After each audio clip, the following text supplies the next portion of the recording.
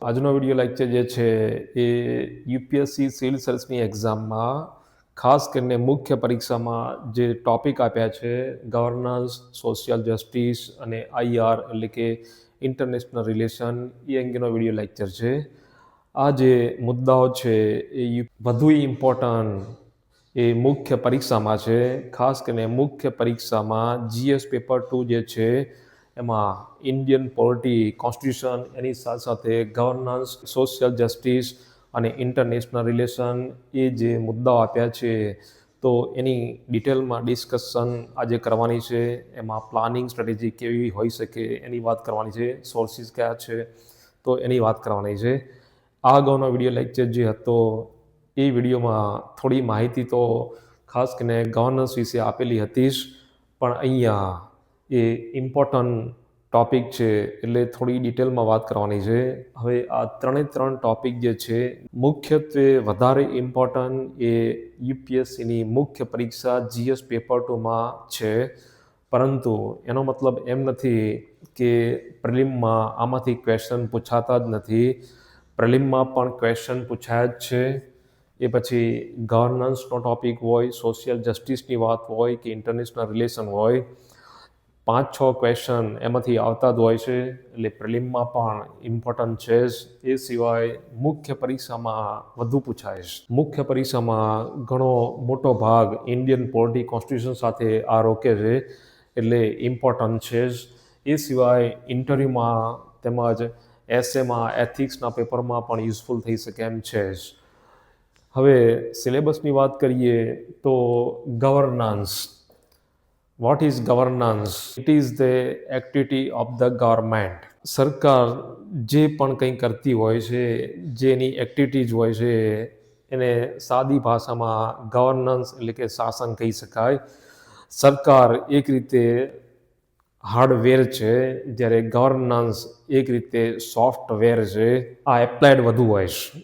સિલેબસની વાત કરીએ તો સિલેબસમાં ગવર્નન્સ તો સેન્ટ્રલ લેવલનું ગવર્નન્સ કેવું છે, સ્ટેટ લેવલનું ગવર્નન્સ એડમિનિસ્ટ્રેશન કેવું છે, લોકલ લેવલે ગવર્નન્સ કેવું છે, એમાં કઈ કઈ સંસ્થાઓ સામેલ છે એ તમારે ધ્યાનમાં રાખવાનું છે. એ સિવાય શાસન કેવું હોવું જોઈએ તો ગુડ ગવર્નન્સ, તો એ પણ તમારે ધ્યાનમાં રાખવાનું છે. એની અંદર ટ્રાન્સપરન્સી, પછી એકાઉન્ટેબિલિટી, તો એ પણ મહત્વપૂર્ણ મુદ્દાઓ છે, એ તમારે ધ્યાનમાં રાખવાનું છે. ઈ ગવર્નન્સ અથવા ડિજિટલ ગવર્નન્સ, તો એ પણ તમારે ધ્યાનમાં રાખવાનું છે. ગવર્નન્સના કયા કયા મોડલ્સ છે, એપ્લિકેશન છે, ચેલેન્જીસ છે, સોલ્યુશન છે, તો એ પણ તમારે ધ્યાનમાં રાખવાનું છે. ગવર્નન્સમાં આઈસીટી એનો ઉપયોગ કઈ રીતે થાય છે એ ખાસ કરીને ડિજિટલ ગવર્નન્સ એમાં ઉપયોગ થાય છે, ઇન્ફોર્મેશન એન્ડ કોમ્યુનિકેશન ટેકનોલોજી. તો આઈસીટી તો એ તમારે ધ્યાનમાં રાખવાનું છે. એમાંથી પણ ક્વેશ્ચન પૂછાતા હોય છે. એ સિવાય એનું ઇન્ફ્રાસ્ટ્રક્ચર, ખાસ કરીને ડિજિટલ ઇન્ફ્રાસ્ટ્રક્ચર, તો એ તમારે ધ્યાનમાં રાખવાનું છે. એ બધા મુદ્દાઓ અહીંયા લઈ શકાય એમ છે. એ સિવાય શાસનમાં સિવિલ સર્વિસીસ એનો રોલ બહુ મહત્વપૂર્ણ હોય છે. એટલે કેમ કે ખાસ કરીને અમલીકરણ કરવાનું કાર્ય કોણ કરતા હોય છે તો એ બ્યુરોક્રેટ્સ કરતા હોય છે. એટલે સિવિલ સર્વિસ એ પણ આની અંદર આવી જાય છે. તો એ પણ મુદ્દો છે જ, એ તમારે ધ્યાનમાં રાખવાનો છે. એ સિવાય ગવર્નન્સમાં ઘણી બધી સરકારી સંસ્થાઓ, ખાસ કરીને કોન્સ્ટિટ્યુશનલ બોડીઝ છે, પછી ક્વાસી જ્યુડિશિયલ બોડીઝ છે, પછી સ્ટેચ્યુટરી બોડીઝ છે, તો એ પણ તમારે ધ્યાનમાં રાખવાનું છે.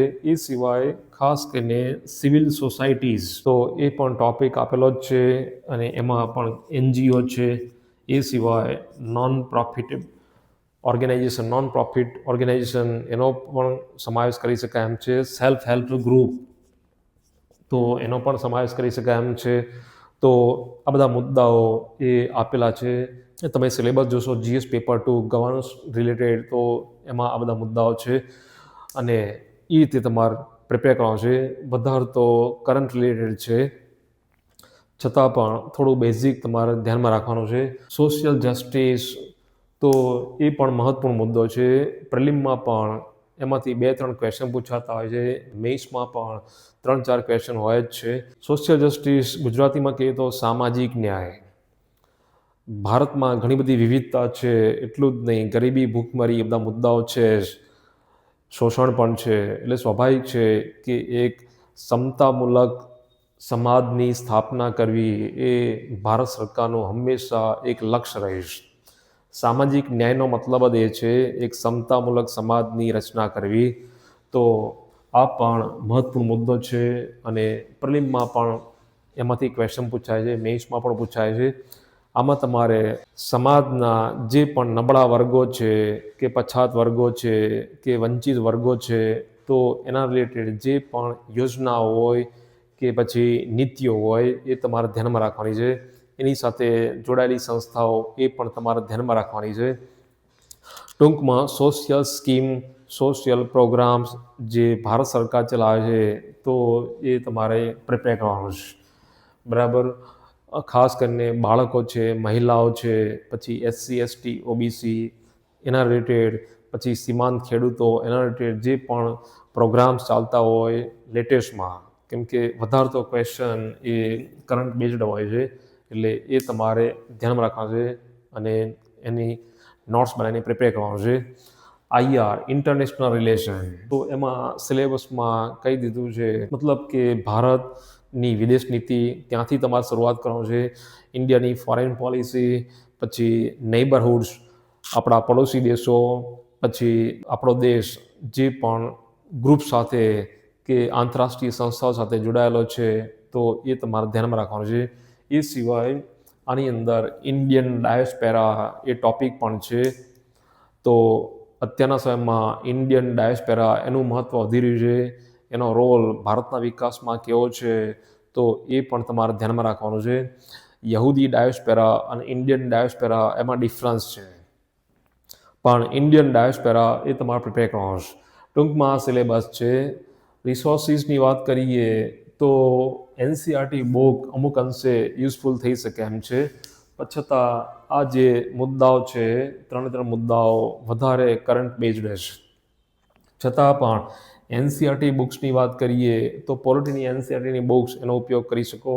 ખાસ કરીને 12th સ્ટાન્ડર્ડની જે બુક છે કન્ટેમ્પરરી વર્લ્ડ પોલિટિક્સ, તો એ પણ સારી છે, એનો ઉપયોગ કરી શકાય એમ છે, ખાસ કરીને IR માટે. ગવર્નન્સમાં સેકન્ડ ARC રિપોર્ટ્સ બધા નહીં, પણ ethics in governance, administrative ethics, governance, smart governance, તો એ બધા જે મુદ્દાઓ છે આમાંથી તમે પ્રિપેર કરી શકો, નોટ મેકિંગ કરી શકો. બરાબર. એ સિવાય કોઈ ઓથેન્ટિક બુક અથવા તો કોચિંગ ઇન્સ્ટિટ્યૂટનું મટીરિયલ કે ટોપર્સની નોટ કે મટીરિયલ એનો ઉપયોગ પણ કરી શકો. ઓફિશિયલ સાઇટ જે છે, ખાસ કરીને governance related, social justice related, તો એનો પણ ઉપયોગ કરી શકાય એમ છે. સરકારના જે મંત્રાલયો છે એના રિપોર્ટ્સ, નીતિ આયોગનો રિપોર્ટ, એનો પણ ઉપયોગ કરી શકાય એમ છે. ન્યૂઝપેપર્સ, મેગઝીન, એમાં પણ ઘણા બધા ન્યૂઝ આવતા જ હોય છે, ડિબેટ થતી હોય છે, એડિટોરિયલ આવતા હોય છે, governance related, social justice related, IR related જે પણ કરંટમાં ન્યૂઝ આવતા હોય એમાંથી પણ તમે પ્રિપેર કરી શકો એમ છો. એ સિવાય સરકારી મેગઝીન, ખાસ કરીને યોજના અને કુરુક્ષેત્રે, તો એમાં ઘણા બધા આર્ટિકલ આવતા હોય છે, તો એનો પણ ઉપયોગ ખાસ કરીને સોશિયલ જસ્ટિસ અને ગવર્નન્સ માટે ઉપયોગ કરી શકાય એમ છે. બરાબર. એટલે આ રીતે newspapers, magazine, material, online platform, YouTube channel ઉપર ઘણા ફ્રીમાં ગાઈડન્સ આપતા હોય છે, તો એનો પણ ઉપયોગ કરી શકાય એમ છે. પણ વધારે પડતા સોર્સિસ ભેગા ના કરતા. અગાઉ પોલિટીના સોર્સિસમાં જે વાત કરી હતી તો એની અંદર આ સમય જ જાય છે 3 મુદ્દાઓ. છતાં તમારે આને અલગથી પણ વ્યવસ્થિત રીતે પ્રિપેર કરવાનું છે. હવે આ 3 ટોપિક જે છે એને તૈયાર કરવા માટેનું પ્લાનિંગ કેવું કરવું જોઈએ, સ્ટ્રેટેજી કેવી બનાવવી જોઈએ, કેમ કે ઇમ્પોર્ટન્ટ સેક્શન છે. સ્ટ્રેટેજી અથવા પ્લાનિંગની વાત કરીએ તો સૌથી પહેલાં UPSCનું જે નેચર છે એ તમારે જાણવાનું છે. સિલેબસમાં શું લખ્યું છે, જે મેં અહીંયા કહ્યું એ તમારે ધ્યાનમાં રાખવાનું છે.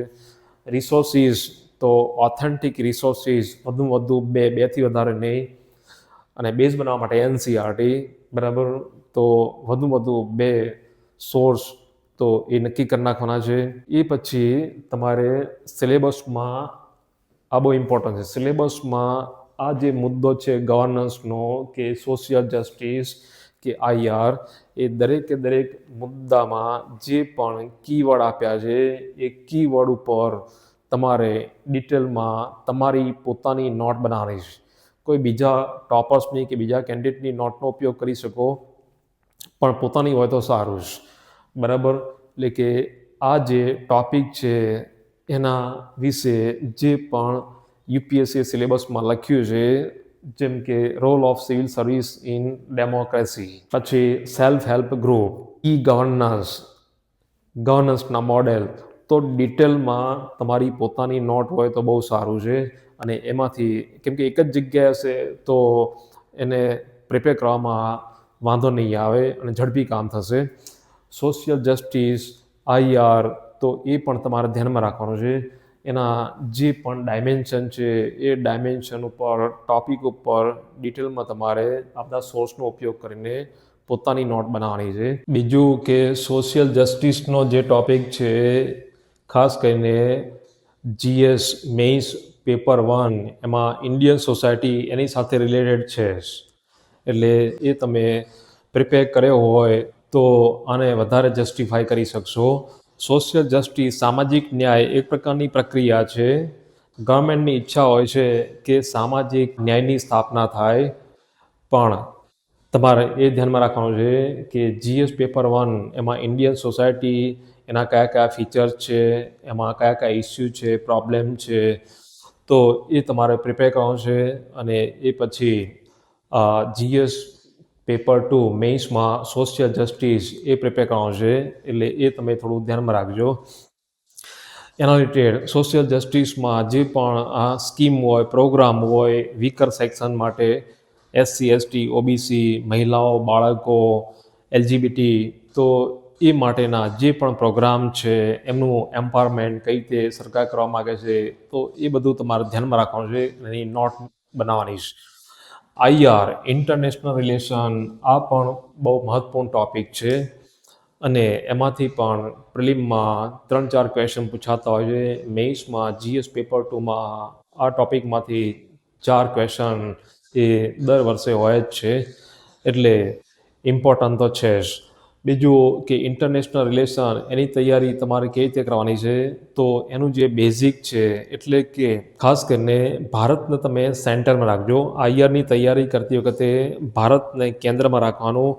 ભારત, એની ખાસ કરીને ફોરેન પોલિસી કેવી છે, એનો બેઝ શું છે, એના મુખ્ય પ્રિન્સિપલ કયા સિદ્ધાંતો કયા છે, એ તમારે ધ્યાનમાં રાખવાનું છે.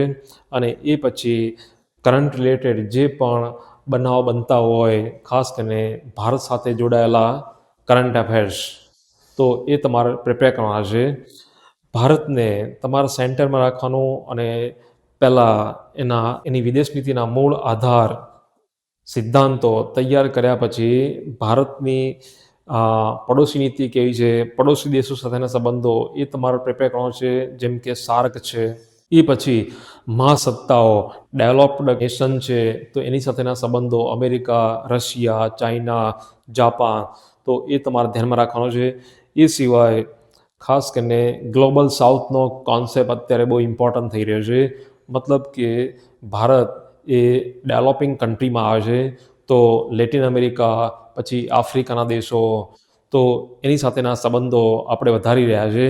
તો એમાં કયા મહત્વપૂર્ણ બનાવો છે, કયા સંગઠનો છે, એના શિખર સંમેલનો ક્યારે થયા છે, એમાં શું પોલિસી છે, એ પણ તમારે ધ્યાનમાં રાખવાનું છે.